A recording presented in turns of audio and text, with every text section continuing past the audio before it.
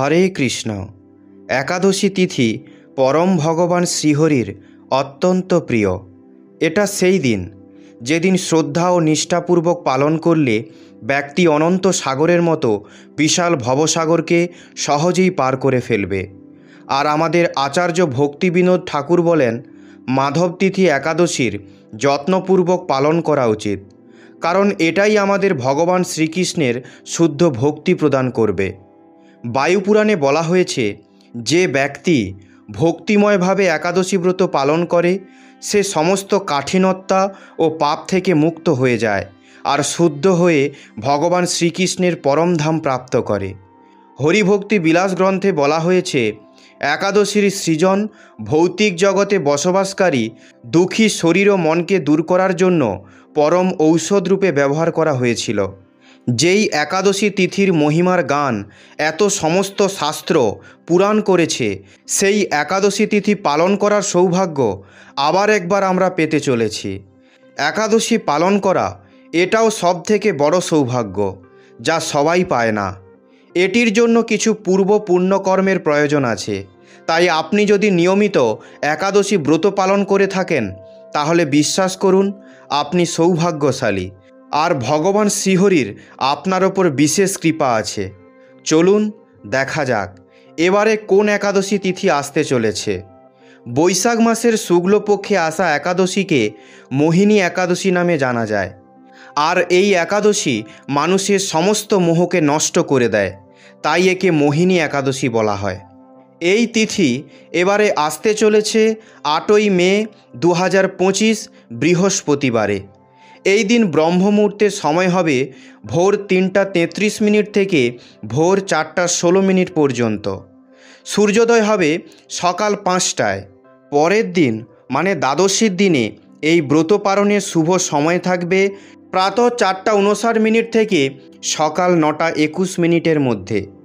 মোহিনী একাদশী সম্বন্ধে বলা হয়েছে, যে ব্যক্তি এই একাদশী সম্পূর্ণ শ্রদ্ধা ও নিয়মপূর্বক পালন করবে, আর যে ব্যক্তি এই দিন ভগবান শ্রীহরির একাদশী কথা শ্রবণ করবে, তার সহস্র পূর্বজন্মের পাপের নাশ হয়ে যায়। সে পরম ভগবানের বিশেষ কৃপা প্রাপ্ত করে, আর এই কৃপা আপনার ইচ্ছা অনুসারে পেতে পারেন। আপনি যদি ভৌতিক সুখ সমৃদ্ধি চান, তাহলে সেটিও পেতে পারেন। আর যদি এর থেকে ওপরের কিছু চান, অর্থাৎ ভগবান বিষ্ণুর শুদ্ধ ভক্তি চান, তাহলে সেটাও পাবেন। এই একাদশী মানুষের সমস্ত মোহবন্ধনকে ভেঙে মুক্তি প্রদান করতে সক্ষম। যে ব্যক্তি আধ্যাত্মিক পথে, অর্থাৎ যে নিজের সাধনা ভক্তি পালন করছে, তাদের জন্য এই একাদশী কল্পবৃক্ষের সমান। কারণ এই একাদশী পালনে মানুষ সমস্ত প্রকারের মোহ থেকে মুক্ত হতে পারবে। ভৌতিক বস্তু ও ব্যক্তির প্রতি যে মোহ ও আকর্ষণ আছে, যা সব থেকে বড় বন্ধন, যা মানুষকে ভক্তিপথে এগোতে বাধা দেয়, তাই এই একাদশী ভক্তিপথে অগ্রসর হওয়ার ইচ্ছাকারী মানুষের জন্য অত্যন্ত মাহাত্ম্যপূর্ণ। তো চলুন এবার জানা যাক এই মোহিনী একাদশী পালন কিভাবে করবেন, আর এর বিশেষ নিয়ম কি কি আছে। একাদশীর দিনে প্রাতঃ ব্রহ্মমুহূর্তে উঠে স্নানাদি করে স্বচ্ছ হওয়া আবশ্যক। এরপর ভগবানের মঙ্গল আরতি দর্শন করা উচিত, অথবা নিজের ঘরেই মঙ্গল আরতি করতে হবে। তারপরে ভগবানের সামনে গিয়ে হাতে গঙ্গাজল নিয়ে একাদশীর সংকল্প মন্ত্র পাঠ করুন। একাদশীর সংকল্প মন্ত্রটি হল, একাদশাম নিরাহারঃ স্থিতা ওহম অপের অহনি ভক্স্বামী পুণ্ডরীকাক্ষ শরণম মে ভাবাচ্যুত। অর্থাৎ, হে কোমলে সমান নেত্রধারী ভগবান অচ্যুত, আমি সংকল্প নিচ্ছি সারাদিনে অন্ন ত্যাগ করে আমি একাদশী ব্রত পালন করব। কৃপা করে আপনি আমাকে আপনার শরণ প্রদান করুন। এভাবে সংকল্প নেওয়ার পরে তুলসী দেবীর পুজো করতে হবে। তুলসী দেবী আমাদের ভগবানের নিকটে নিয়ে যায়, কারণ তিনি স্বয়ং ভগবানের শুদ্ধ ভক্ত। এই দিন তুলসী দেবীকে জল অর্পণ করুন। তুলসী দেবীকে জলদান করার মন্ত্র হল, ওম গোবিন্দ বল্লভাম দেবীম ভক্ত চৈতন্যকারিণীম স্নাপয়ামি জগদ্ধাত্রীম বিষ্ণু ভক্তি প্রদায়িনীম। মন্ত্রটির মানে হল, শ্রী গোবিন্দ প্রিয়তমা জগৎজননী সকল ভক্তবৃন্দের চেতনা প্রদায়িনী এবং শ্রীকৃষ্ণ ভক্তি প্রদায়িনী শ্রীমতী তুলসী দেবী, আপনাকে আমি স্নান সেবা নিবেদন করছি। এরপর তুলসী দেবীর সামনে প্রদীপ প্রজ্বলন করুন।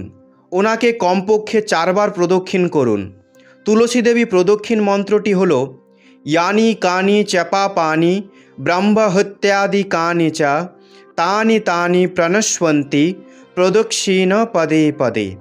মন্ত্রটির মানে হল, যখন মানুষ শ্রীমতী তুলসী দেবীকে প্রদক্ষিণ করতে থাকে তখন প্রতি পদক্ষেপে তার কৃত সকল পাপকর্ম এমনকি ব্রহ্মহত্যার পাপও বিনষ্ট হয়ে যায়। এরপর তুলসী দেবীর সামনে বসে মহামন্ত্র জপ করুন, অর্থাৎ হরে কৃষ্ণ কৃষ্ণ কৃষ্ণ হরে হরে, হরে রাম রাম রাম হরে হরে। এই মহামন্ত্রটি ধ্যানপূর্বক ও শ্রদ্ধাপূর্বক জপ করুন। একাদশীর দিন বেশি বেশি করে হরে কৃষ্ণ মহামন্ত্র জপ করার বিশেষ মাহাত্ম্য আছে। সম্পূর্ণ দিনে উপবাস পালন করুন।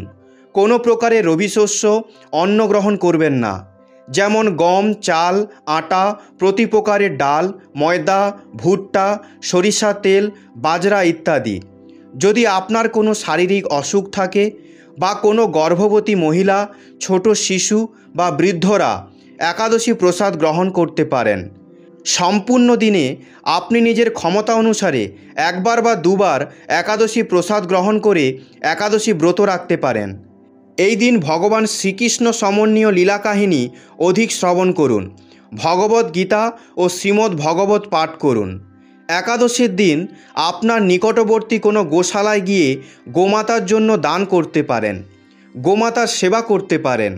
এইভাবে সন্ধ্যা হওয়ার পরে আবার তুলসী দেবীর সামনে ও ভগবান শ্রীকৃষ্ণের সামনে ঘিয়ের প্রদীপ প্রজ্বলন করুন। ভগবানের সামনে বসে কীর্তন করুন। পরের দিন দ্বাদশী তিথিতে প্রাতঃকালে ব্রহ্মমুহূর্তে উঠে স্নানাদি করে স্বচ্ছ হয়ে হরে কৃষ্ণ মহামন্ত্র জপ করুন। নির্ধারিত পারণ সময়ের মধ্যে, মানে 9ই মে 2025 শুক্রবারে প্রাতঃ 4:59 থেকে সকাল 9:21 মধ্যে একাদশী ব্রত পারণ মন্ত্র পাঠ করে নেবেন। একাদশী পারণ মন্ত্রটি হল একাদশাম নিরাহারো ব্রতে না নেন কেশব প্রসিদ সুমুখনাথ জ্ঞান দৃষ্টি প্রদো ভব। এরপর কোনো অন্নপ্রসাদ খেয়ে একাদশী ব্রত পালন করতে পারেন, কিন্তু তা ঘরেই তৈরি করুন। সর্বপ্রথমে তার ওপর তুলসীপত্র রেখে ভগবানকে ভোগ লাগান, আর তাই প্রসাদরূপে স্বয়ং গ্রহণ করুন। পালন করার পূর্বে বাড়ির নিকটবর্তী মন্দিরে বা সুপাত্র ব্রাহ্মণ বা বৈষ্ণবকে নিজের ক্ষমতা অনুসারে কিছু না কিছু দান অবশ্যই করবেন, কারণ সুযোগ্য ব্যক্তিকে দান দেওয়া প্রত্যেক পরিবারে থাকা গৃহস্থ ব্যক্তির মুখ্য কর্তব্য। এর ফলে আপনার উপার্জনের শুদ্ধিকরণ হয়ে থাকে, আর দান করার পুণ্য ফল আপনি পাবেন। দ্বাদশীর দিনেও পালন করার পূর্বে আপনি কোনো গোমাতা বা বাছুরকে খাবার খাওয়াতে পারেন, ওনাদের জন্য দান দিতে পারেন, আর এভাবে একাদশী ব্রত পালন করে ভগবান গোবিন্দের বিশেষ কৃপা প্রাপ্ত করতে পারবেন। তো এভাবেই আপনি সম্পূর্ণ শ্রদ্ধা ও নিয়মপূর্বক আগামী মোহিনী একাদশী পালন করতে পারেন।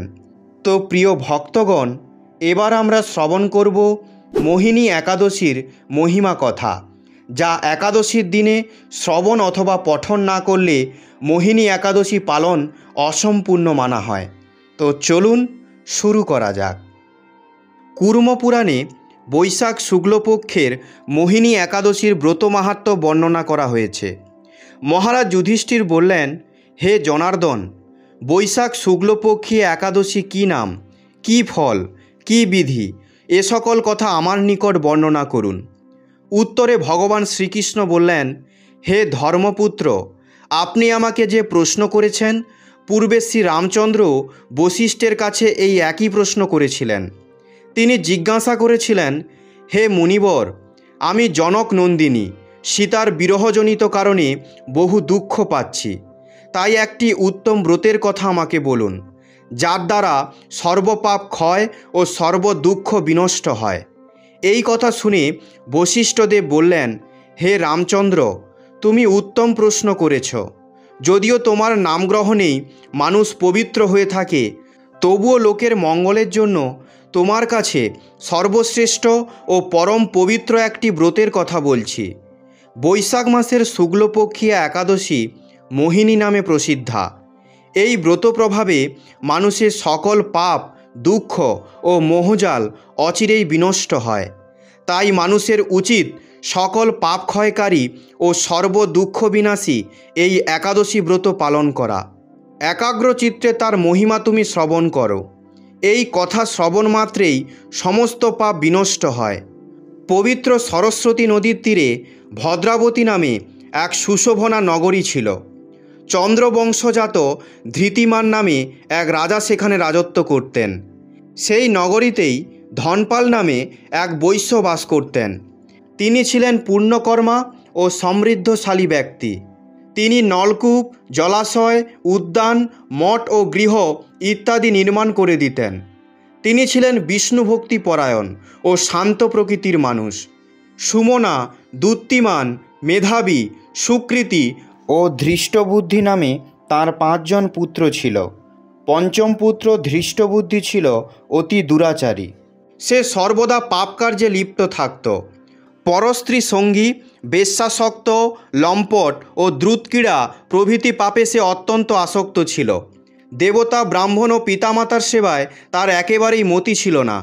সে অন্যায় কার্যে রত, দুষ্ট স্বভাব ও পিতৃধন ক্ষয়কারক ছিল। সবসময় সে অবক্ষ ভক্ষণ ও সুরাপানে মত্ত থাকত। পিতা ধনপাল একদিন পথ চলছিলেন। হঠাৎ তিনি দেখতে পেলেন ধৃষ্টবুদ্ধি এক বেশ্যার গলায় হাত রেখে নিঃসংকোচে ঘুরে বেড়াচ্ছে। তার নির্লজ্জ পুত্রকে এভাবে চৌরাস্তায় ভ্রমণ করতে দেখে তিনি অত্যন্ত মর্মাহত হলেন। এই কুস্বভাব দর্শনে ক্রুদ্ধ হয়ে তিনি তাকে গৃহ থেকে বার করে দিলেন। তার আত্মীয় স্বজনও তাকে পরিত্যাগ করল। সে তখন নিজের অলঙ্কারাদি বিক্রি করে জীবন অতিবাহিত করত। কিছুদিন এভাবে চলার পর অর্থাভাব দেখা দিল। ধনহীন দেখে সেই বেশ্যাগণও তাকে পরিত্যাগ করল। অন্ন বস্ত্রহীন ধৃষ্টবুদ্ধি ক্ষুধা তৃষ্ণায় অত্যন্ত কাতর হয়ে পড়ল। অবশেষে নিজের গ্রামে সে চুরি করতে শুরু করল। একদিন রাজপ্রহরী তাকে ধরে বন্দি করল, কিন্তু পিতার সম্মানার্থে তাকে মুক্ত করে দিল। এভাবে বার কয়েক সে ধরা পড়ল ও ছাড়া পেল, কিন্তু তবুও সে চুরি করা বন্ধ করল না। তখন রাজা তাকে কারাগারে বদ্ধ করে রাখলেন। বিচারে সে কষাঘাত দণ্ডভোগ করল। কারাভোগের পর অনন্য উপায়ে ধৃষ্টবুদ্ধি বনে প্রবেশ করল। সেখানে সে পশু পাখি বধ করে তাদের মাংস ভক্ষণ করে অতি দুঃখে পাপময় জীবনযাপন করতে লাগল। দুষ্কর্মের ফলে কেউ কখনো সুখী হতে পারে না। তাই সেই ধৃষ্টবুদ্ধি দিবারাত্রি দুঃখ শোকে জর্জরিত ছিল। এভাবে অনেক দিন অতিবাহিত হলো। কোনো পুণ্য ফলে সহসা একদিন সে কৌণ্ডিন্য ঋষির আশ্রমে উপস্থিত হলো। বৈশাখ মাসে ঋষিবর গঙ্গা স্নান করে আশ্রমের দিকে প্রত্যাবর্তন করছিলেন। শোকাকুল ধৃষ্টবুদ্ধি তার সম্মুখে উপস্থিত হলো। ঘটনাক্রমে ঋষির বস্ত্র হতে এক বিন্দু জল তার গায়ে পড়ল। সেই জল স্পর্শে তার সমস্ত পাপ দূর হলো। হঠাৎ তার শুভবুদ্ধির উদয় হলো। ঋষির সামনে সে গীতাঞ্জলি পুটে প্রার্থনা করতে লাগল, হে ঋষিশ্রেষ্ঠ, যে পুণ্য প্রভাবে আমি এই ভীষণ দুঃখ যন্ত্রণা থেকে মুক্তিলাভ করতে পারি তা কৃপা করে আমাকে বলুন। ঋষিবর বললেন, বৈশাখ মাসের শুক্লপক্ষে মোহিনী নামে যে প্রসিদ্ধ একাদশী আছে, তুমি সেই ব্রত পালন করো। এই ব্রতের ফলে মানুষের বহু জন্মার্জিত পর্বত পরিমাণ পাপরাশিও ক্ষয় হয়ে থাকে। মহামুনি বশিষ্ঠ বললেন, কৌণ্ডিন্য ঋষির উপদেশ শ্রবণ করে প্রসন্ন চিত্তে ধৃষ্টবুদ্ধি সেই ব্রত পালন করল। হে মহারাজ রামচন্দ্র, এই ব্রত পালনে সে নিষ্পাপ হল, দিব্যদেহ লাভ করল। অবশেষে গরুড়ে আরোহণ করে সকল প্রকার উপদ্রবহীন বৈকুণ্ঠধামে গমন করল। হে রাজন, ত্রিলোকে মোহিনী ব্রত থেকে আর শ্রেষ্ঠ ব্রত নেই। যজ্ঞ, তীর্থস্থান, দান ইত্যাদি কোনো পুণ্যকর্মই এই ব্রতের সমান নয়। এই ব্রতকথার শ্রবণ কীর্তনে সহস্র গোদানের ফল লাভ হয়। প্রিয় ভক্তগণ, আপনাদের যদি আমাদের ভিডিওটি ভালো লেগে থাকে তাহলে ভিডিওটিতে অবশ্যই একটি লাইক করে তা বন্ধু ও পরিবারের সঙ্গে শেয়ার করে দিন এবং ভগবান সম্বন্ধীয় নানা তথ্য জানার জন্য চ্যানেলটিকে সাবস্ক্রাইব করে পাশে থাকা বেল আইকনটি ক্লিক করে দিন, যাতে আমাদের সমস্ত ভিডিওর নোটিফিকেশান আপনাদের কাছে সর্বপ্রথমে পৌঁছাতে পারে। কথা হবে পরবর্তী ভিডিওতে। আপনারা সবাই ভালো থাকবেন, সুস্থ থাকবেন। ধন্যবাদ। জয় শ্রীকৃষ্ণ। রাধে রাধে।